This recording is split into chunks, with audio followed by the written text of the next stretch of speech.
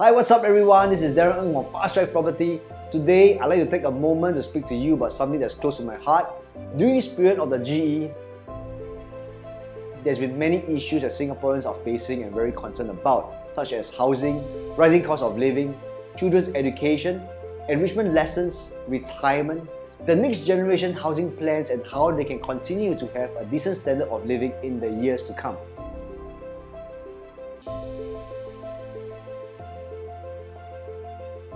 Yet, at the same time, there's been many voices online offering advice on housing, stating that it does not matter what a person or family buys as long as it's for their own stay and not for profits.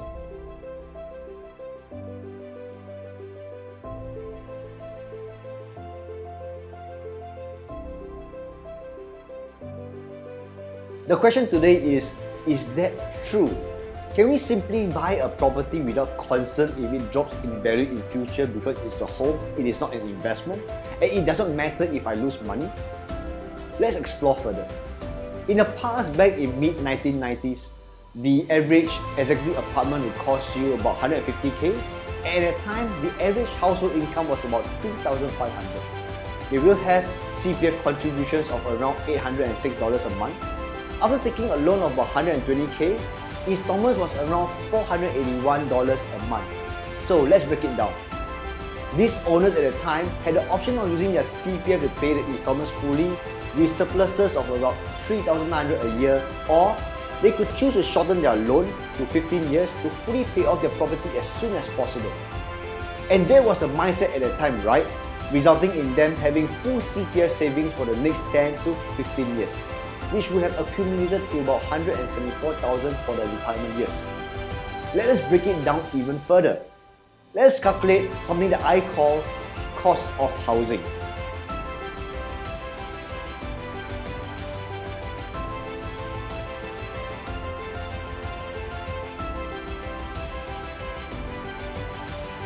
What is the meaning of cost of housing? It is basically all expenses that does not go into the equity of the property. So for the sake of this example, I'm assuming using CPF fully for their mortgage payments. Therefore, the cost is equals to adding up all the interest, the conservancy, your town council fees, parking, and your CPF accrued interest. For this family, the interest in 30 years would add up to about 53,000. CPF accrued interest would come out to 114,500, and yearly parking and conservancy around 1,320 a year. So all of these will translate to a cost of housing of about $6,903 per year. Meaning, you lose this amount every year, and the only way for them to make money from the property is for the value of that property to increase at a faster rate than 6,903 a year. Is this making sense to you? Well, for them, it worked out. The same property today in the resale market is transacting around 650k. And this is just insane because this is a 333% increase. But this gives this family an option to cash out, downgrade to a smaller flat with a lot of CPF and cash left over to rely on for their retirement years. And of course, with the hard work of the baby boomers in Singapore, a big shout out to all of you. Is because of you that many of the Gen Y or Millennials today, including me, are able to advance in our education, enabling us to have today the average household income of between $10,000 to $14,000 a month. And this is a great increase, almost a 400% increase from our previous generation. But unfortunately, our spending habits has also taken a different direction, right? But yet, housing strategies remain the same.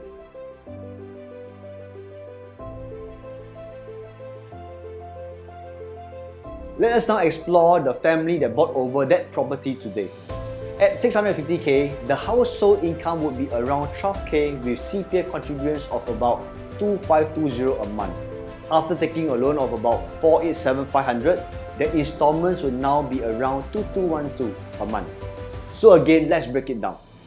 These owners today also have the option of using their CPF to pay the installments fully, with surpluses of around 3,696 a year, enabling them to again accumulate these to use in future. But the important difference is this: the cost of housing. For this family, the interest in 25 years will be around $145,655. CPF accrued interest will be around 366,138, and yearly parking and conservancy will be about 2,040 a year. So all of these will translate to a cost of housing of $22,512 a year. Meaning again, you lose this amount every year, and the only way for them to make money from this is for the value of their property to increase at a faster rate than $22,512. Does this make sense to you? Can you imagine how much money this couple is going to lose in the next 25 years?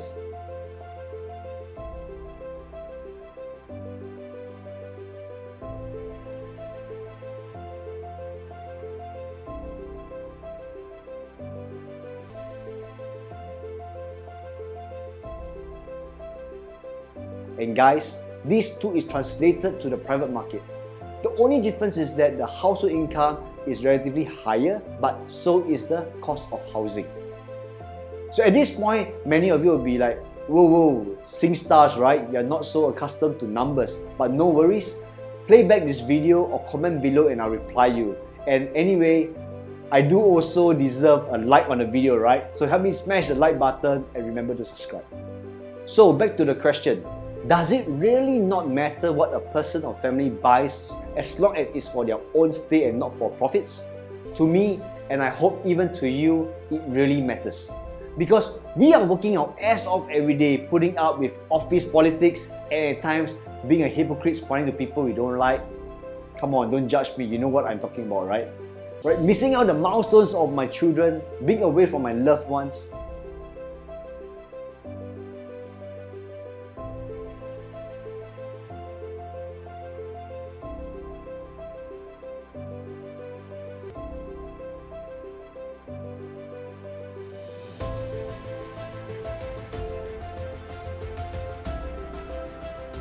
Obviously, we want to be compensated and there has to be some sort of trade-off.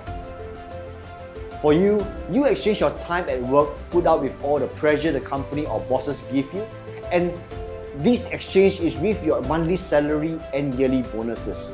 But what greater trade-off is there than to see your property grow in value over the years instead of facing a loss of hundreds and thousands of dollars?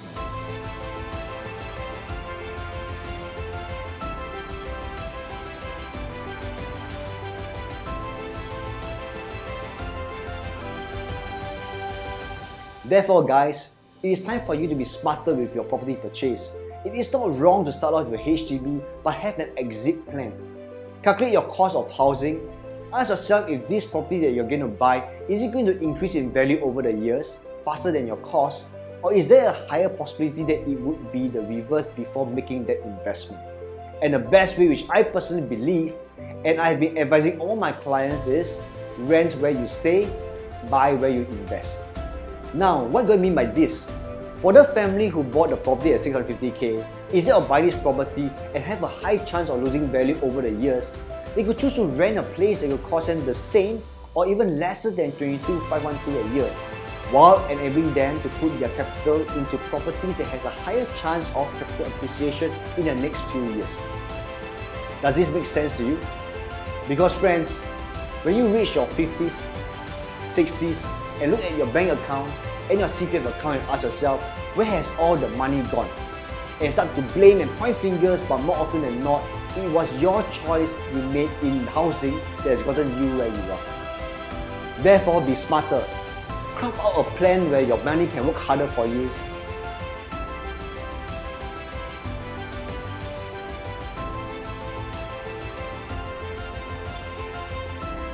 Look and understand how the number works, moves, and are interlinked in a property ownership before you make one of the largest purchases in your life that could either destroy or fast-track your family's wealth.